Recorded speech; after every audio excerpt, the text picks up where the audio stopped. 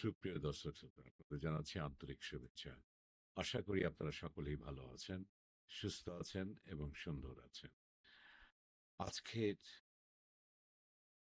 আলাপচারিতার পক্ষ থেকে আপনাদেরকে জানাচ্ছি আন্তরিক শুভেচ্ছা। অনেকদিন পর আলাপচারিতাতে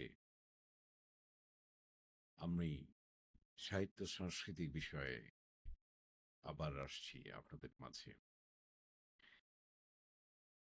আজকে এক অমর কবি জালালউদ্দিন রুমির কবিতা নিয়ে আপনাদের সাথে আমি বসছি। তার আগে একটু জালালউদ্দিন সম্পর্কে আমরা একটু জানি। প্রাচীন পারস্যের সঙ্গে আমাদের আত্মিক সংযোগ পুরনো।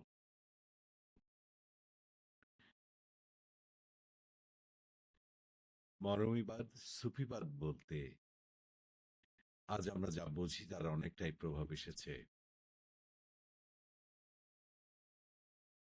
পারস্য সাহিত্যে। এই পারস্য সাহিত্য থেকেই কিন্তু আমাদের কাছে এই প্রভাবটা এসেছে। অন্যদিকে আমাদের কাছে যে জিনিসটি খুব স্পষ্ট হয়েছে সেটি হলো ঘরানার সহজীয় ভাবধারা বা কম, এটা প্রাচীন নয়, কিন্তু দুই ধারার মধ্যে অমিলের চাইতে মিল বেশি পাওয়া যায়। অর্থাৎ প্রাচ্যের সাহিত্যে এবং আমাদের সাহিত্যের মধ্যে অনেকটা মিল পাওয়া যায়। উভয়ের পথই কিন্তু অভীষ্ট এক, সেটি হলো স্রষ্টা, তাকে জানা, তাকে পাওয়া। সকল পথ মত সবশেষে এসে মিলেছে সেই একটি কেন্দ্রে। ব্রায়ান কুচের বিখ্যাত বই the life of the Sufi poet of love এর মিকাই গুচ এক সিরীয় তরুণ সেবাস্টিয়ানের বয়ানে রুমির মূল্যায়ন তুলে ধরেছেন ঠিক এভাবে: Rumi is in a small group of the greatest poets of all times. Why? Because, like a white man or like a Shakespeare, he never tells his secret. কি তার কবিতা! সেই কবিতায় এই তরুণ বলছেন যে কোনো গোপনীয়তা তিনি রাখেন না। তিনি প্রেমের কথা বলেন, স্রষ্টার সঙ্গে তার সম্পর্ক প্রেমিকে প্রেমিকার মতো। এ যেন আর এক রাধা কৃষ্ণ আত্মার প্রেম বলে অনেকেই বলেন। এ সম্পর্কে নিবেদন আছে, সমর্পণ আছে, আছে ক্ষুদ্র অনুযোগ, অভিযোগ, গুচ্ছ, আনন্দ, দুঃখ। তার কবিতার কণ্ঠ কখনো একজনের, কখনো দুজনের এবং কখনো বহুজনের। তিনি কখনো অতীব সরল, কখনো দুর্জেয়, কখনো স্পষ্ট বাক, কখনো হেয়ালিপূর্ণ।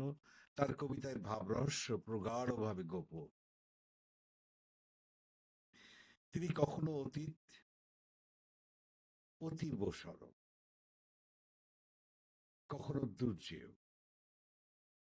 শুধু রুমি পাঠের আনন্দটুকু বরাবর নির্মল ও সার্বজনীন। আর এই পাঠ মিশ্রিত জ্ঞানটুকু নিতে পারলেই এর তুল্যমূল্য অসীম। রুমির দর্শন, এর ব্যাপ্তি, গভীরতা কয়েকটি কবিতায় ধারণ করা অসম। তবু রুমিকে সাগরে যেমন মেলে, ফোঁটা ফোঁটা জলেও মেলে। রুমির কবিতার এই ফোঁটা ফোঁটা জলই আজকের এলিয়ট কথিত নিষ্ফলা বিশ্বে মরুত্তান। এজন্য বোধ হয় সম্প্রতিকালে পশ্চিমা বিশ্বে রুমি চর্চার প্রবল পুনরুত্থান ঘটেছে। পার্সিয়ান আফগানরা রুমিকে ডাকেন জেলালউদ্দিন বালখিনা। বাংলায় এসে রুমি জেলালউদ্দিন থেকে জালালউদ্দিন রুমি হয়ে গেছে। তার জন্ম 30শে সেপ্টেম্বর 1207 খ্রিস্টাব্দে পারস্য সাম্রাজ্যের অন্তর্গত আফগানিস্তানের বাল্কিতে। এই সুফি কবি সাধকের মৃত্যু হয় 17ই ডিসেম্বর 1973 খ্রিস্টাব্দে। তুরস্কের কোনিয়ায় মৃত্যুর আগে 12টি বছর তিনি তার প্রিয় শিষ্য হুসাম চেলবিকে ডিকটেশনের মাধ্যমে সমাপ্ত করেন ৬ খণ্ডের মসনবী। এটি তার শ্রেষ্ঠ কাব্যকীর্তি। তার এই শ্রেষ্ঠ কাব্যকীর্তির একটি কবিতা একটু লম্বা, সেটি পাঠ করছি। আমার অন্তস্থ আমি, কে আমি অতলান্ত দেখি, দু চোখ ছাড়াই আমি সবকিছু স্পষ্ট দেখতে পাই। তাহলে চোখ দিয়ে দেখবো বলে হাপিত্যেশ কেন? যখন তার চোখ দিয়েই যখন আমি তার পূরবীকে দেখি, মুহূর্তকালের সুখ, সে এক মুহূর্তকালের সুখ। তুমি আর আমি যখন বারান্দায় বসে থাকি, আপাতত দৃষ্টিতে দুজন অথচ আত্মায় এক, তুমি আর আমি। আমরা ঠাউর পাই এখানে চলছে বয়ে জীবনের জল, রূপশ্রী বাগান, তুমি আর আমি পাখিদের গান।